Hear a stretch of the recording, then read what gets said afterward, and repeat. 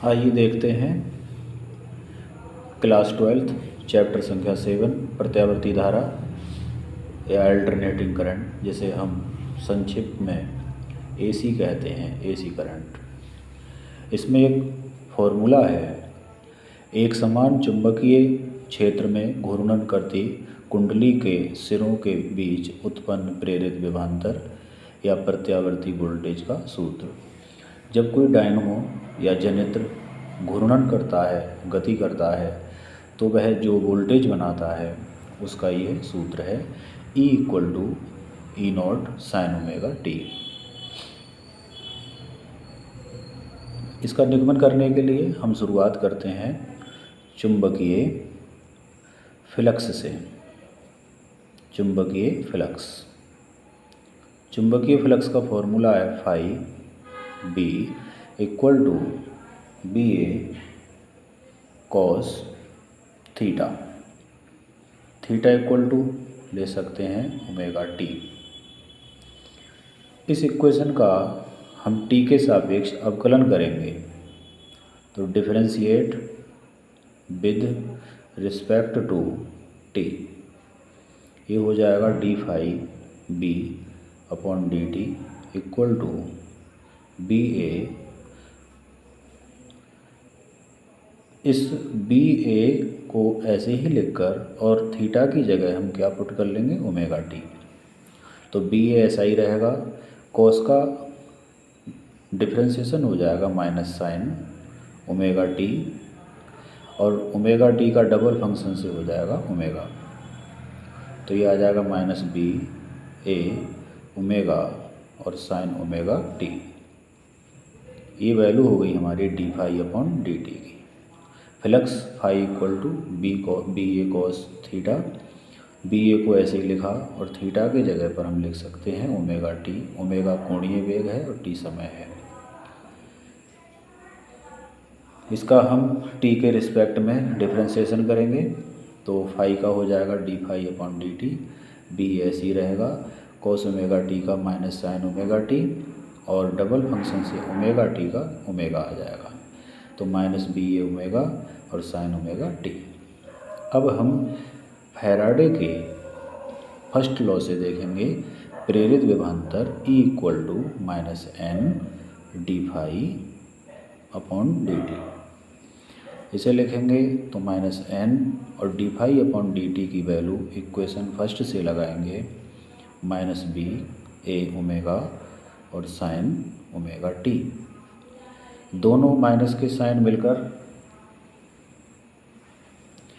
Plus हो जाएगा NBA omega और साइन ओमेगा t। तो ये हमारा प्रेरित विभवांतर का फॉर्मूला बना। इसे हम स्टैंडर्ड फॉर्म में लेने के लिए एक कंडीशन लगाते हैं कि यदि ओमेगा t की वैल्यू 90 डिग्री हो, तो ये साइन 90 डिग्री की वैल्यू 1 हो जाएगी, जो कि मैक्सिमम वैल्यू होती है। उस समय E की मैक्सिमम वैल्यू हम लेंगे E0। ये इसका अधिकतम मान है, E0 अधिकतम मान।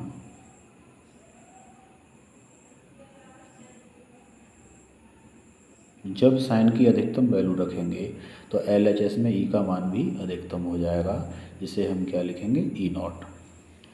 तो ये दोनों वैल्यू, साइन की वैल्यू और E की वैल्यू, इस इक्वेशन में पुट करने पर क्या होगा, E की जगह पर आएगा E0 बराबर NBA ओमेगा और साइन की वैल्यू 1। तो E0 = NBA ओमेगा। कुछ हमारे न्यूमेरिकल इस फॉर्मूले पर होंगे, NBA ओमेगा। इसमें N नंबर ऑफ टर्न्स या फेरों की संख्या है कुंडली में, B चुंबकीय क्षेत्र की तीव्रता और A है कुंडली का क्षेत्रफल, ओमेगा कोणीय वेग।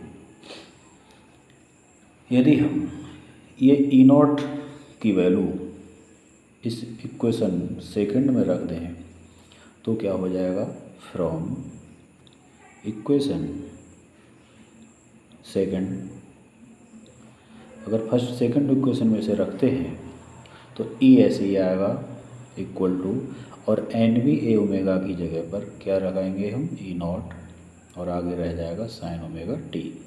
ई को ऐसे ही लिखेंगे, एन बी ए ओमेगा की जगह ई नॉट आ जाएगा ये, और साइन ओमेगा टी ऐसे ही रहेगा। तो ये जो इक्वेशन आई ये हमारी प्रेरित विभवांतर की समीकरण होती है, या इसी को कहेंगे प्रत्यावर्ती वोल्टेज। इसमें ई नॉट वोल्टेज का शिखर मान या अधिकतम मान कहलाता है। ये कहलाएगा प्रेरित विभवांतर का अधिकतम मान या शिखर मान। तो यही फॉर्मूला हमारा प्रूव्ड हो जाता है। अब इसके बाद हम इसका ग्राफीय निरूपण पढ़ेंगे प्रत्यावर्ती वोल्टेज का, कि प्रेरित विभवांतर ई और एंगल थीटा दोनों के बीच जो ग्राफ आएगा वो किस तरह का होना चाहिए, वो ग्राफ देखेंगे।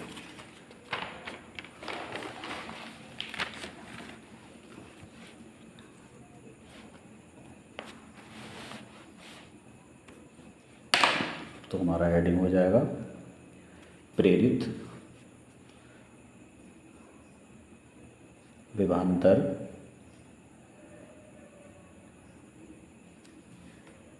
एवं कोण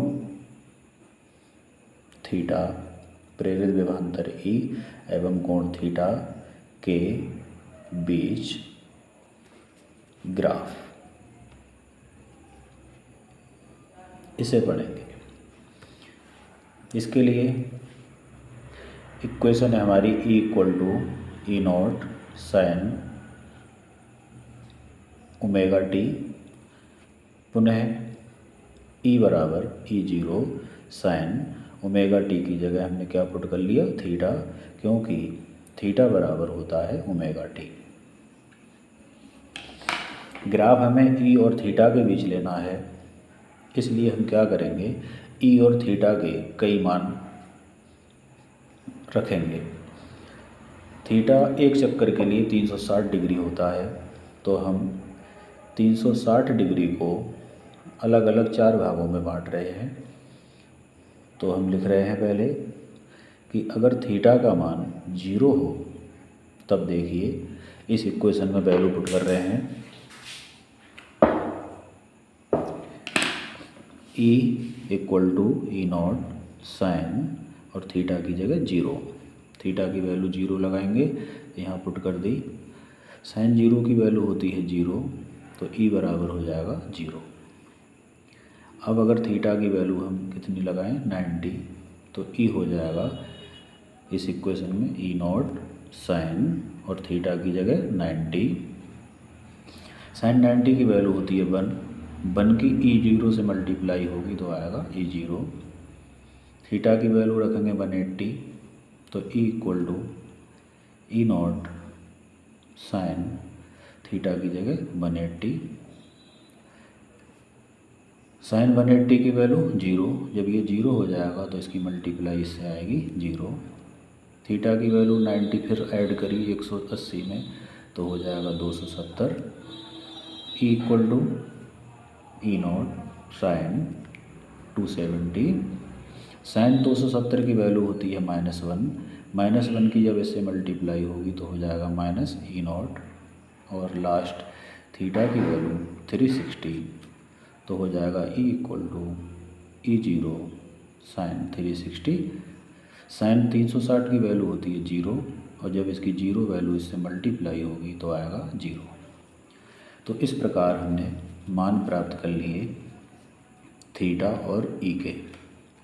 ऐसे हम किसी बिंदु के निर्देशांक कोऑर्डिनेट सिस्टम में शो करते हैं तो एक्स और वाई के मान चाहिए होते हैं, तो ऐसे ही थीटा और ई के मान रखें। थीटा का मान यहाँ क्या है 0, ई का मान 0, थीटा का मान 90, ई का मान ई 0, थीटा का मान 180 और ई का मान 0, थीटा का मान 270 और ई का मान माइनस ई नॉट, थीटा की वैल्यू 360 और ई की वैल्यू 0। इस प्रकार हमारे पास ये थीटा और ई के मान का निर्देशांक प्राप्त हो गए। अब हम एक्स और वाई एक्सिस खींचेंगे। ये हमारी वाई एक्सिस है और ये एक्स एक्सिस है। ये ओरिजिन पॉइंट है, मूल बिंदु। इस वाई एक्सिस पर हमने क्या ले लिया, प्रत्यावर्ती वोल्टेज या प्रेरित विभवांतर, और एक्स एक्सिस पे हमने क्या ले लिया, कोण थीटा। एंगल को हमने सपोज करते हैं, यहाँ हमारा एंगल कितना है 360, तो यहाँ इसके आधे पर हो जाएगा 180, इसके आधे पर हो जाएगा 90, और 180 और 360 के बीच में होगा 270। प्रेरित विभवांतर की मैक्सिमम वैल्यू शिखर मान E0 और नीचे इसका शिखर मान हो जाएगा -E0। अब हम इन बिंदुओं के निर्देशांक को शो करेंगे। तो पहला निर्देशांक है 0 0, तो पहला बिंदु हमारा ओरिजिन पे होगा। दूसरा है 90, E0, तो 90 एक्स एक्सिस पर चलेंगे और E0 ऊपर चलेंगे, ये बिंदु आ गया। अगला पॉइंट है 180, 0, तो 180 हम एक्स एक्सिस पे चलेंगे और 0 वाई एक्सिस पर, अर्थात कहीं नहीं चलना है, यहीं रहना है। अगला पॉइंट है 270 और -E0, तो एक्स एक्सिस पर 270 और -E0 का मतलब है नीचे की ओर, यहाँ आएंगे इस पर। अगला पॉइंट है 360, 0, 360 एक्स एक्सिस पर और 0 का मतलब कहीं नहीं जाना है।